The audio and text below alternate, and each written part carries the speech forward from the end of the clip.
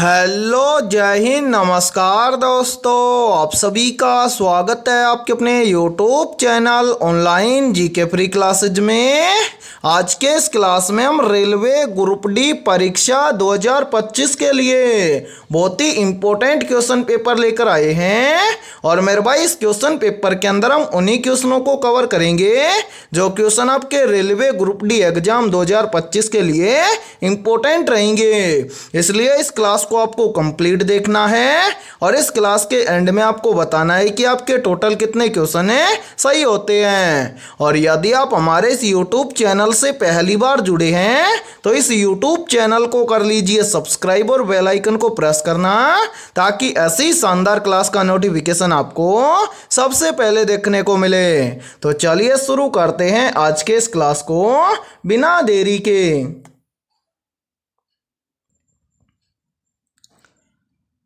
पहला प्रश्न है आप सभी के सामने।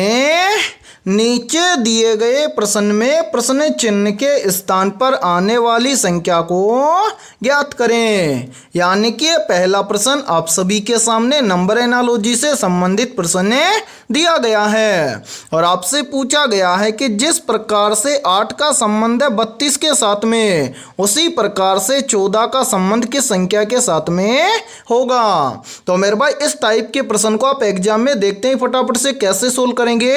तो वो देखिए जब भी इस टाइप का प्रश्न आपको एग्जाम में दिया जाए तो आपको क्या करना है, सबसे पहले आपको यहां पर पता करना है कि यहां पर 8 का संबंध 32 के साथ में कैसे है। यानी कि जिस प्रकार से 8 से यहां पर 32 बना है, सेम उसी प्रकार से हम यहां पर बताएंगे कि 14 से इस प्रश्न चिन्ह के स्थान पर कौन सी संख्या आएगी। तो यहां पर देखिए 90% स्टूडेंट यहां पर बोलेंगे कि सर 8 से यहां पर 32 बन जाएगा कैसे। यदि हम क्या करें, इस 8 का मल्टीप्लाई कर दें हम 4 के साथ में, तो यहां पर बन जाएगा 8 चौक 32 और 32 यहां पर हमारे सामने दिया भी गया है। तो मेरे भाई यही सेम लॉजिक हम लगाएंगे किसके अंदर, 14 के अंदर है। तो यहां पर हम क्या करेंगे, 14 का मल्टीप्लाई भी कर देंगे किसके साथ में, 4 के साथ में। तो यहां पर बन जाएगा 14 चौक 56। अब हमें देखना है कि 56 किसी ऑप्शन में है। तो मेरे भाई ध्यान से देखिए, किसी भी ऑप्शन के अंदर हमें 56 नहीं दिया गया है। यानी कि हम इस प्रश्न को इस लॉजिक के आधार पर सोल्व नहीं कर सकते हैं। तो ऐसी कंडीशन में हम क्या करेंगे, तो वो देखिए प्रश्न जब एक लॉजिक से सोल्व ना हो तो आपको क्या करना है, दूसरा लॉजिक लगाना है। अब मेरे भाई यहां पर ध्यान से देखिए इस प्रश्न को दूसरे लॉजिक के आधार पर कैसे सोल्व किया गया है। तो मेरे भाई हमें करना क्या है, सेम यहां पर पता करना है कि सबसे पहले 8 से यहां पर 32 कैसे बना है। तो मेरे भाई यहां पर 8 से यहां पर 32 बनाने के लिए क्या किया गया है, सबसे पहले यहां पर किया गया है इस 8 का स्क्वायर। 8 का स्क्वायर कितना होता है, तो मेरे भाई आप सभी को पता है 8 का स्क्वायर होता है 64, ठीक है। और यहां पर 64 से 32 बनाने के लिए क्या किया गया है, इस 64 को 2 से भाग किया गया है। यदि हम 64 को 2 से भाग कर देंगे तो यहां पर कितना बन जाएगा, यहां पर बन जाएगा 32। और ध्यान से देखिए 32 यहां पर आप सभी के सामने दिया गया है। अब मेरे भाई हम भी क्या काम करेंगे, यही सेम लॉजिक लगाएंगे इस 14 के अंदर है और इस 14 से इस प्रश्न चिन्ह की वैल्यू ज्ञात करेंगे। तो करेंगे क्या, सबसे पहले तो इस 14 का हम करेंगे स्क्वायर।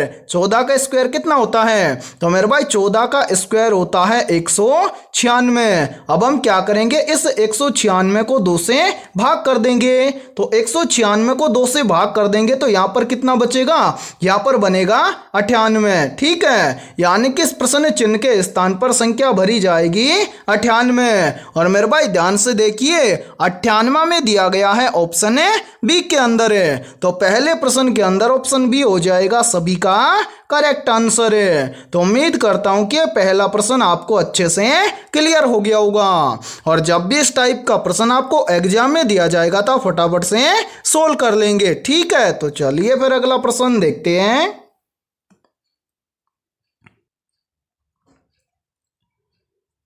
दूसरा प्रश्न है आप सभी के सामने, नीचे दी गई आकृति में प्रश्न चिन्ह के स्थान पर आने वाली लुप्त संख्या को ज्ञात करें। यानी कि ये दूसरा प्रश्न आप सभी के सामने मिसिंग नंबर से संबंधित प्रश्न दिया गया है और आपसे पूछा गया है कि इस आकृति में इस प्रश्न चिन्ह के स्थान पर कौन सी संख्या आएगी। तो मेरे भाई इस टाइप के प्रश्न को आप एग्जाम में देखते हैं फटाफट से कैसे सोल्व करेंगे। तो वो देखिए इस टाइप के प्रश्न को हम दो तरीके से सोल्व करते हैं। या तो हम इस टाइप के प्रश्न को सोल्व करेंगे किसके अंदर, कॉलम के अंदर है, या फिर हम इस टाइप के प्रश्न को सोल्व करेंगे रो के अंदर है। अब 90% स्टूडेंट यहां पर बोलेंगे कि सर हमें कैसे पता चलेगा कि हम इस प्रश्न को रो में सोल्व करें या फिर कॉलम में। तो मेरे भाई देखिए जिस तरफ आपको बड़ी संख्या दिखाई दे समझना हम उस प्रश्न को क्या करेंगे, बड़ी संख्या की ओर ही सोल्व करेंगे। तो बड़ी संख्या में दी गई है इस तरफ यानी कि रो के अंदर है, तो हम इस प्रश्न को सोल्व करेंगे रो के अंदर। कैसे वो देखिए यहां पर देखिए, एक बार इन सभी को यहां से हटा देते हैं ताकि आपको समझने में कोई भी प्रॉब्लम ना आए। अब मेरे भाई यहां पर देखिए, यहां पर हमें क्या करना है, प्रश्न चिन्ह की वैल्यू ज्ञात करनी है। संख्या बड़ी दी गई है हमें रो के अंदर है, तो हम क्या करेंगे इस प्रश्न चिन्ह वाली लाइन के अंदर है सबसे पहले हम यहां पर पता करेंगे कि यहां पर 7 कैसे आया है। तो मेरे भाई यहां पर देखिए 7 के सामने हमें दो संख्या दी गई है, पहली संख्या 8 और दूसरी संख्या 6। तो इन दोनों संख्याओं को हम क्या करें कि यहां पर 7 आ जाए। तो मेरे भाई यहां पर 7 लाने के लिए क्या किया गया है, सबसे पहले तो 8 और 6 इन दोनों संख्याओं को आपस में जोड़ा गया है। तो यहां पर ध्यान से देखिए यदि हम 8 और 6 को आपस में जोड़ देंगे तो 8 और 6 मिलकर बन जाएगा 14। अब 14 से 7 लाने के लिए क्या किया गया है, इस 14 को 2 से भाग किया गया है। यदि हम 14 को 2 से भाग कर देंगे तो यहां पर बनेगा 7। और मेरे भाई ध्यान से देखिए 7 यहां पर आप सभी के सामने दिया गया है। अब इसी प्रकार से हम क्या करेंगे, इस दूसरी पंक्ति के अंदर यहां पर पता करेंगे कि यहां पर 11 इसी प्रकार से आया है क्या। तो करेंगे क्या, इस 11 के सामने भी दो संख्या दी गई है, पहली संख्या है 9 और दूसरी संख्या है 13। तो मेरे भाई हम क्या करेंगे 9 और 13 को सबसे पहले जोड़ लेंगे। तो यहां पर ध्यान से देखिए 9 और 13 को आपस में जोड़ेंगे तो 9 और 13 मिलकर बन जाएगा 22। ठीक है, अब सभी की तरह जिस प्रकार से यहां पर 14 को 2 से भाग किया गया था, इस 22 को भी हम कर देंगे 2 से भाग। तो मेरे भाई 22 को 2 से भाग करेंगे तो यहां पर कितना बन जाएगा 11। और ध्यान से देखिए 11 यहां पर आप सभी के सामने दिया गया है। अब यही सेम लॉजिक हम लगाएंगे तीसरी पंक्ति के अंदर है और इस प्रश्न चिन्ह की वैल्यू ज्ञात करेंगे। तो मेरे भाई इस प्रश्न चिन्ह की लाइन में भी हमें दो संख्या दी गई है, पहली संख्या है 3 और दूसरी संख्या है 7। तो हम क्या करेंगे सबसे पहले इन दोनों संख्याओं को आपस में जोड़ लेंगे। तो यहां पर ध्यान से देखिए 3 और 7 को आपस में जोड़ेंगे तो 3 और 7 मिलकर बन जाएगा 10। अब सभी की तरह हम क्या करेंगे इस 10 को भी 2 से भाग कर देंगे। तो 10 को 2 से भाग करेंगे तो यहां पर कितना बचेगा, यहां पर बचेगा 5। यानी कि इस प्रश्न चिन्ह के स्थान पर संख्या भरी जाएगी 5। और मेरे भाई ध्यान से देखिए 5 हमें दिया गया है ऑप्शन सी के अंदर है, तो दूसरे प्रश्न के अंदर ऑप्शन सी हो जाएगा सभी का करेक्ट आंसर है। तो उम्मीद करता हूं कि दूसरा प्रश्न भी आपको अच्छे से क्लियर हो गया होगा। और जब भी इस टाइप का प्रश्न आपको एग्जाम में दिया जाएगा तो आप फटाफट से सोल्व कर लेंगे। ठीक है, तो चलिए फिर अगला प्रश्न देखते हैं।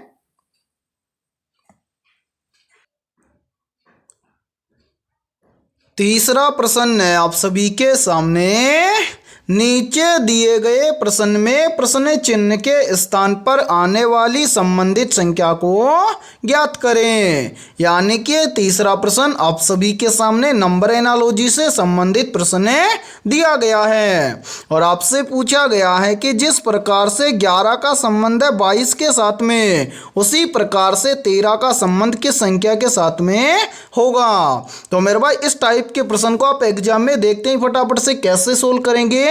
तो वो देखिए जब भी इस टाइप का प्रश्न आपको एग्जाम में दिया जाए तो आपको क्या करना है, सबसे पहले आपको यहां पर पता करना है कि 11 से यहां पर 22 से कैसे बना है। यानी कि जिस प्रकार से यहां पर 11 से 22 बना है, सेम उसी प्रकार से हम यहां पर बताएंगे कि 13 से इस प्रश्न चिन्ह के स्थान पर कौन सी संख्या आएगी। तो मेरे भाई यहां पर देखिए 90% स्टूडेंट यहां पर बोलेंगे कि सर 11 से यहां पर 22 बन जाएगा कैसे। यदि हम क्या करें, इस 11 का 2 के साथ में गुणा कर दें तो यहाँ पर बन जाएगा 11 दुआ के 22।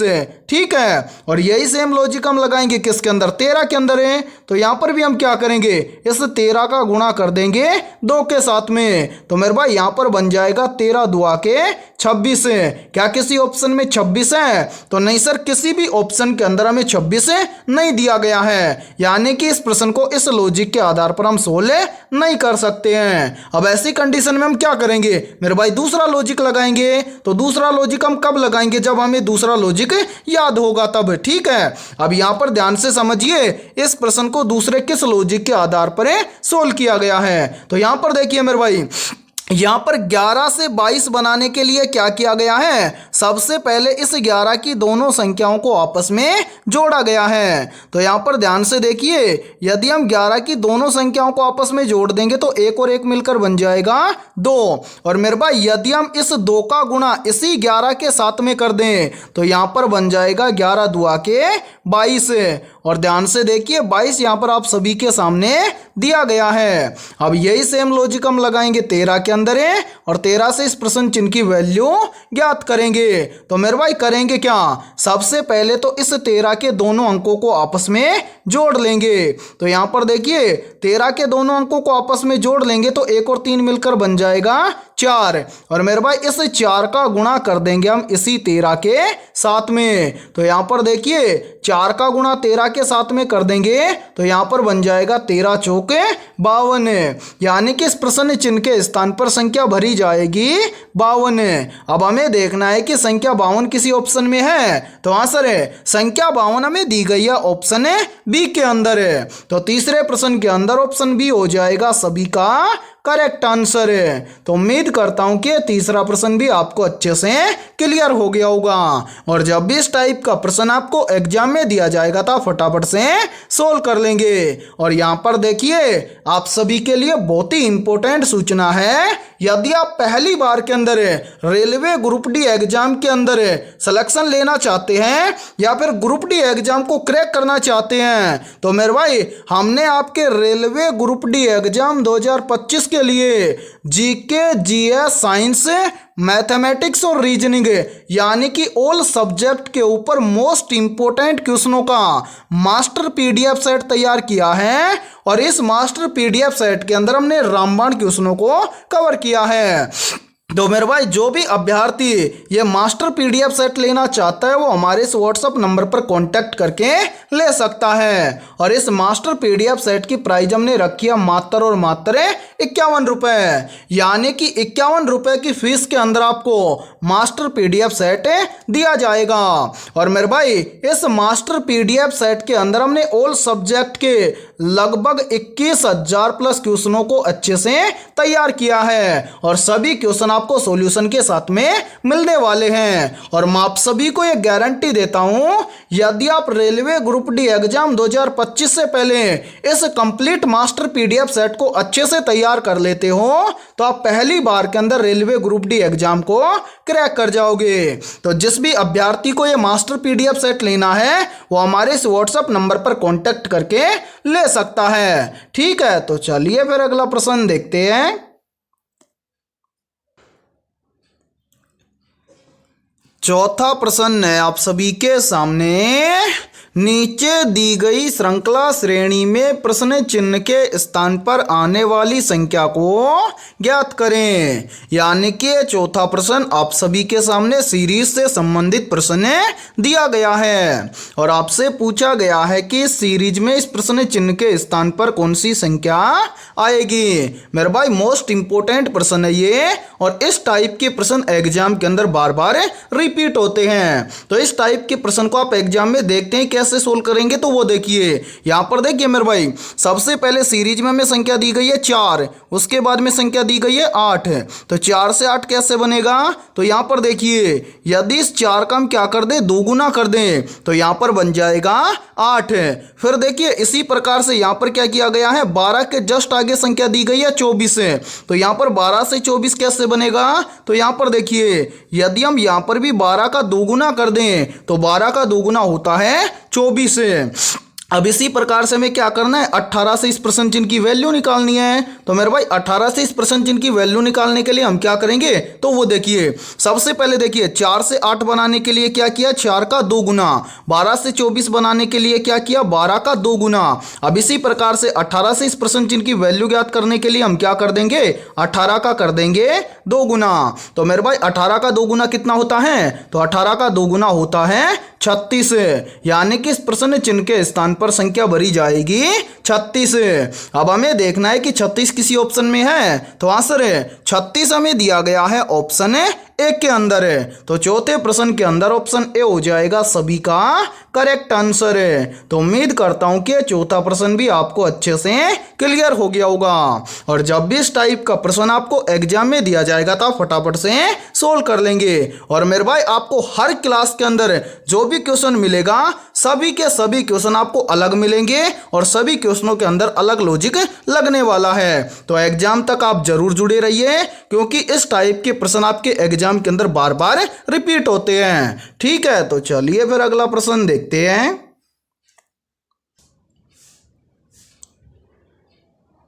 पांचवा प्रश्न है आप सभी के सामने, नीचे दिए गए विकल्पों में से प्रश्न चिन्ह के स्थान पर आने वाली लुप्त संख्या को ज्ञात करें। यानी कि पांचवा प्रश्न आप सभी के सामने मिसिंग नंबर से संबंधित प्रश्न दिया गया है और आपसे पूछा गया है कि इस आकृति में इस प्रश्न चिन्ह के स्थान पर कौन सी संख्या आएगी। तो मेरे भाई इस टाइप के प्रश्न को आप एग्जाम में देखते ही फटाफट से कैसे सोल्व करेंगे, तो वो देखिए जब भी इस टाइप का प्रश्न आपको एग्जाम में दिया जाए तो आपको क्या करना है, सबसे पहले आपको यहां पर पता करना है कि इस पहली आकृति में यहां पर 65 कैसे आया है। यानी कि जिस प्रकार से पहली आकृति में 65 आया है सेम उसी प्रकार से हम इस प्रश्न चिन्ह की वैल्यू ज्ञात करेंगे। तो मेरे भाई यहां पर ध्यान से देखिए इस प्रश्न को किस लॉजिक के आधार पर सोल्व किया गया है। सबसे पहले हम क्या करेंगे, यहां पर इस पहली आकृति में पता करेंगे कि यहां पर 65 कैसे आया है। तो मेरे भाई यहां पर 65 लाने के लिए क्या किया गया है, सबसे पहले तो इस 8 और इस 7 का आपस में गुणा किया गया है।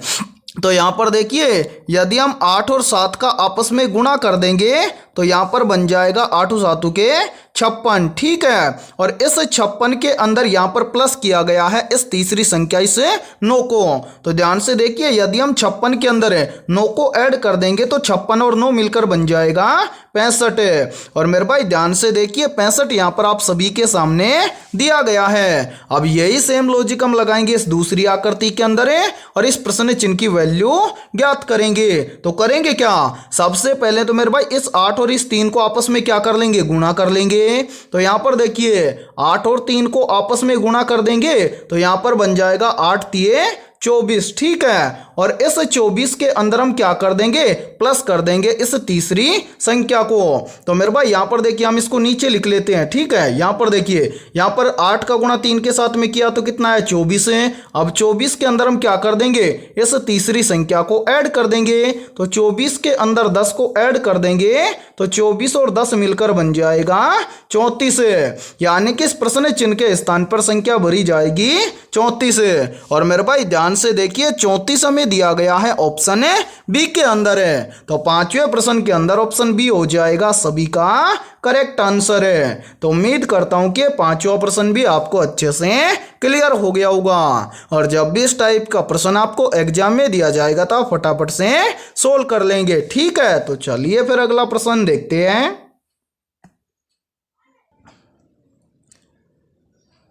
छठा प्रश्न है आप सभी के सामने, भारत के किस राज्य में माधव राष्ट्रीय उद्यान स्थित है।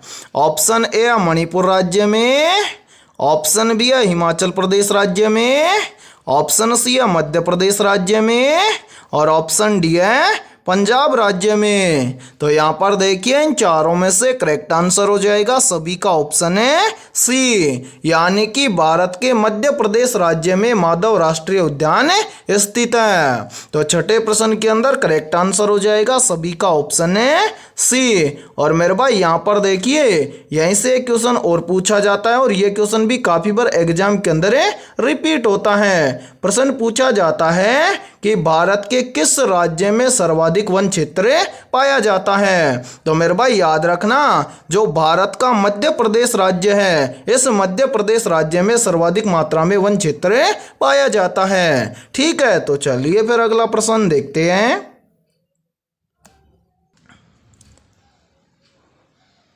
7वां प्रश्न है आप सभी के सामने, निम्न में से लखवर बांध किस नदी पर स्थित है।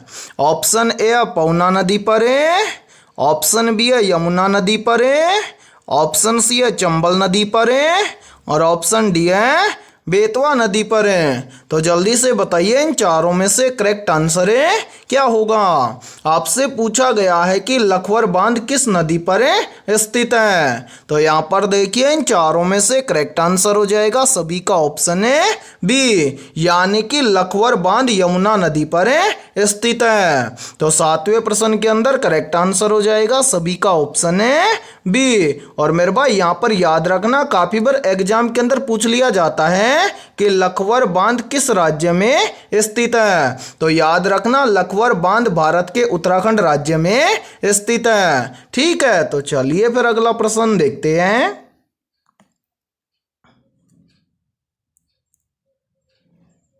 8वां प्रश्न है आप सभी के सामने, निम्न में से अंकिया नाट किस राज्य का लोक नृत्य है। मेरे भाई मोस्ट इंपोर्टेंट प्रश्न है ये, तो जल्दी से बताइए इन चारों में से करेक्ट आंसर है क्या होगा।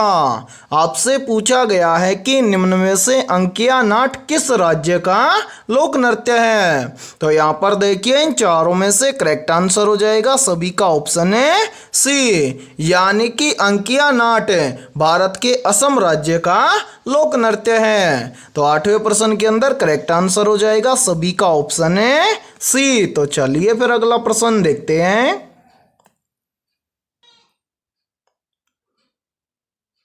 9वां प्रश्न है आप सभी के सामने, श्री सेलम बांध जो कि आंध्र प्रदेश राज्य में है, ये किस नदी पर बना हुआ है। तो यहाँ पर देखिए इन चारों में से करेक्ट आंसर हो जाएगा सभी का ऑप्शन है ए, यानी कि श्री सेलम बांध जो कि आंध्र प्रदेश राज्य में स्थित है, यह कृष्णा नदी पर बना हुआ है। तो 9वें प्रश्न के अंदर करेक्ट आंसर हो जाएगा सभी का ऑप्शन है ए। और मेरे भाई यहाँ पर देखिए, यदि ये क्लास आपको पसंद आ रही है तो जल्दी से एक बार इस क्लास को लाइक कर दीजिए। और यदि आप हमारे इस YouTube चैनल से पहली बार जुड़े हैं तो इस YouTube चैनल को कर लीजिए सब्सक्राइब और बेल आइकन को प्रेस करना, ताकि ऐसी शानदार क्लास का नोटिफिकेशन आपको सबसे पहले देखने को मिले। और मेरे भाई इस क्लास के अंदर हमने बहुत ही इंपॉर्टेंट क्वेश्चनों को कवर किया है और सभी क्वेश्चन आपके एग्जाम के लिए भी इंपॉर्टेंट रहेंगे, इसलिए सभी को इस क्लास के अंदर एंड तक बने रहना है। और क्लास के एंड में आपको बताना है कि आपके टोटल कितने क्वेश्चन सही होते हैं। और आपके जितने भी दोस्त रेलवे ग्रुप डी एग्जाम की तैयारी कर रहे हैं तो उनके पास भी इस क्लास को ज्यादा से ज्यादा शेयर करें। ठीक है, तो चलिए फिर अगला प्रश्न देखते हैं।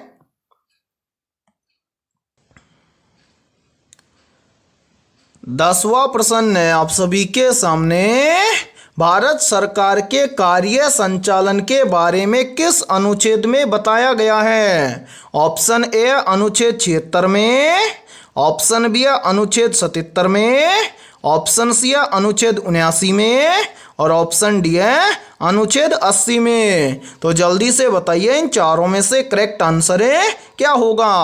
आपसे पूछा गया है कि भारत सरकार के कार्य संचालन के बारे में किस अनुच्छेद में बताया गया है। तो यहाँ पर देखिए इन चारों में से करेक्ट आंसर हो जाएगा सभी का ऑप्शन है बी, यानी कि भारत सरकार के कार्य संचालन के बारे में अनुच्छेद 77 में बताया गया है। तो 10वें प्रश्न के अंदर करेक्ट आंसर हो जाएगा सभी का ऑप्शन है बी। तो चलिए फिर अगला प्रश्न देखते हैं। 11वां प्रश्न है आप सभी के सामने, भारतीय मौसम विज्ञान विभाग की स्थापना कब हुई थी? ऑप्शन ए वर्ष 1875 में, ऑप्शन बी है वर्ष 1873 में, ऑप्शन सी है वर्ष 1922 में और ऑप्शन डी है वर्ष 1946 में। तो यहाँ पर देखिए इन चारों में से करेक्ट आंसर हो जाएगा सभी का ऑप्शन है ए, यानी कि भारतीय मौसम विज्ञान विभाग की स्थापना हुई थी वर्ष 1875 में। तो 11वें प्रश्न के अंदर करेक्ट आंसर हो जाएगा सभी का ऑप्शन है ए। और मेरे भाई यदि आपको किसी भी क्वेश्चन का आंसर पहले से आता हो तो उस क्वेश्चन का आंसर आप कमेंट सेक्शन के अंदर जरूर कमेंट करें, ठीक है। तो चलिए फिर अगला प्रश्न देखते हैं।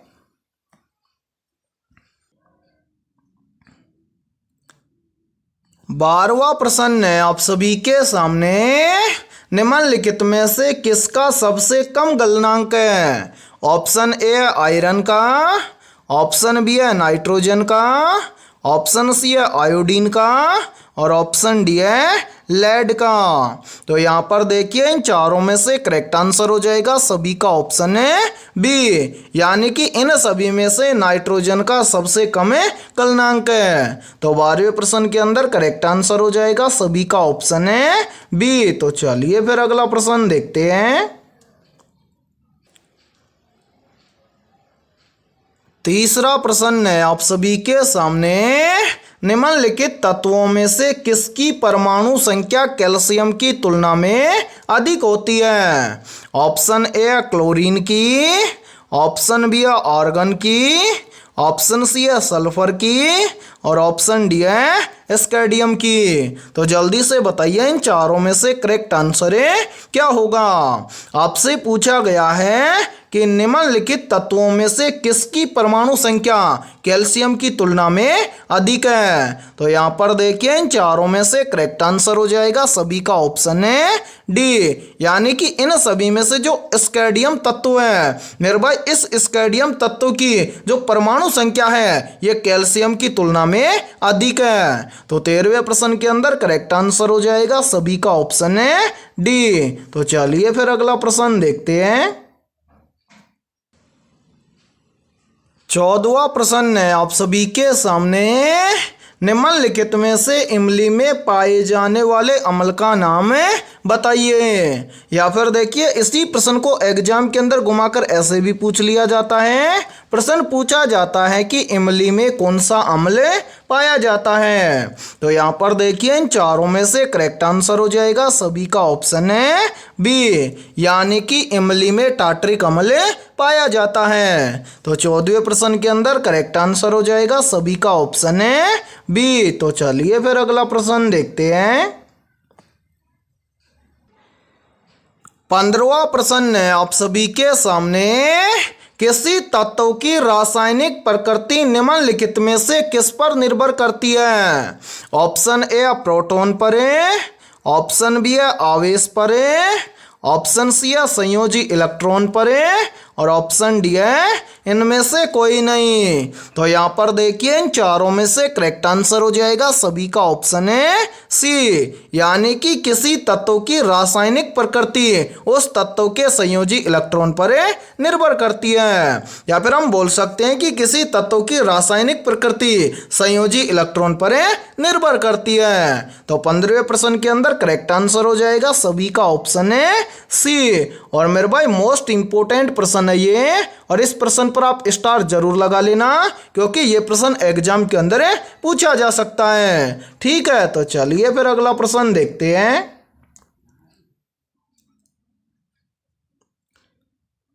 16वां प्रश्न है आप सभी के सामने, निम्नलिखित में से किस इकाई का प्रयोग सांद्रता मापन के लिए किया जाता है? तो यहाँ पर देखिए इन चारों में से करेक्ट आंसर हो जाएगा सभी का ऑप्शन है बी, यानी कि मोल इकाई का प्रयोग सांद्रता मापन के लिए किया जाता है। तो 16वें प्रश्न के अंदर करेक्ट आंसर हो जाएगा सभी का ऑप्शन है बी। तो चलिए फिर अगला प्रश्न देखते हैं।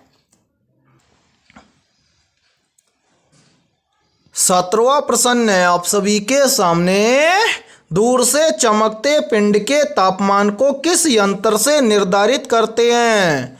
ऑप्शन ए पारद थर्मामीटर से, ऑप्शन बी है गैस थर्मामीटर से, ऑप्शन सी है पायरोमीटर से और ऑप्शन डी है रंगीन थर्मामीटर से।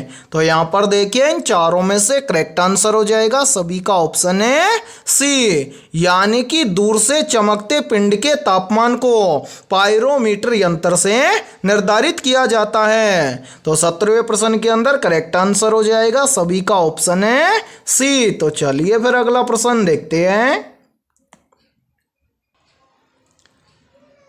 18वां प्रश्न है आप सभी के सामने, निम्न में से इलेक्ट्रॉन वोल्ट किसकी इकाई है? ऑप्शन ए है विभवांतर की, ऑप्शन बी है विद्युत धारा की, ऑप्शन सी है शक्ति की और ऑप्शन डी है ऊर्जा की। तो यहाँ पर देखिए इन चारों में से करेक्ट आंसर हो जाएगा सभी का ऑप्शन है डी, यानी कि इलेक्ट्रॉन वोल्ट ऊर्जा की इकाई है। तो 18वें प्रश्न के अंदर करेक्ट आंसर हो जाएगा सभी का ऑप्शन है डी। तो चलिए फिर अगला प्रश्न देखते हैं। 19वां प्रश्न है आप सभी के सामने, निम्नलिखित में से किसका गलनांक सबसे कम है?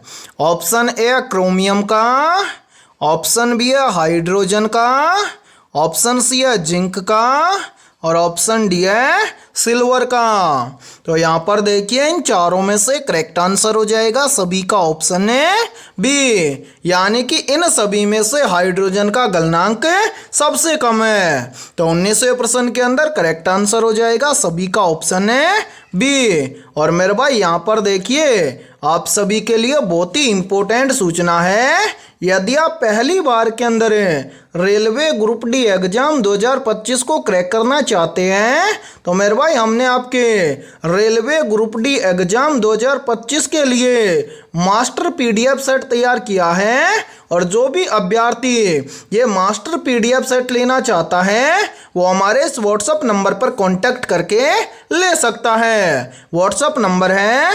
7372826893। ये हमारा व्हाट्सएप नंबर है।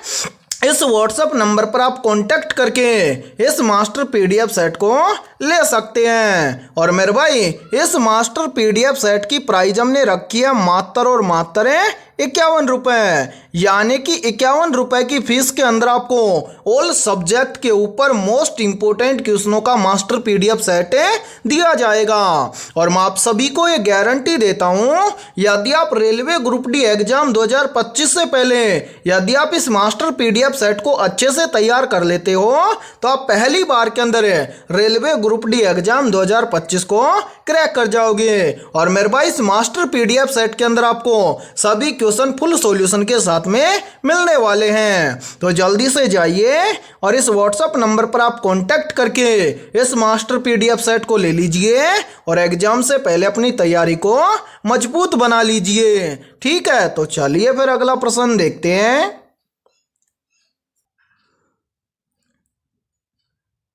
20वां प्रश्न है आप सभी के सामने, एक तोप फायरिंग के बाद पीछे हटती है, यह गति के किस नियम का उदाहरण है? मेरे भाई मोस्ट इंपोर्टेंट प्रश्न है ये, तो जल्दी से बताइए इन चारों में से करेक्ट आंसर क्या होगा। आपसे पूछा गया है कि एक तोप फायरिंग के बाद पीछे हटती है, यह गति के किस नियम का उदाहरण है? तो यहाँ पर देखिए इन चारों में से करेक्ट आंसर हो जाएगा सभी का ऑप्शन है सी, यानी कि एक तोप फायरिंग के बाद पीछे हटती है, यह गति के तीसरे नियम का उदाहरण है। या फिर हम बोल सकते हैं कि यह न्यूटन की गति के तीसरे नियम का उदाहरण है। तो 20वें प्रश्न के अंदर करेक्ट आंसर हो जाएगा सभी का ऑप्शन है सी। तो मेरे भाई आज की इस क्लास के अंदर इतना ही।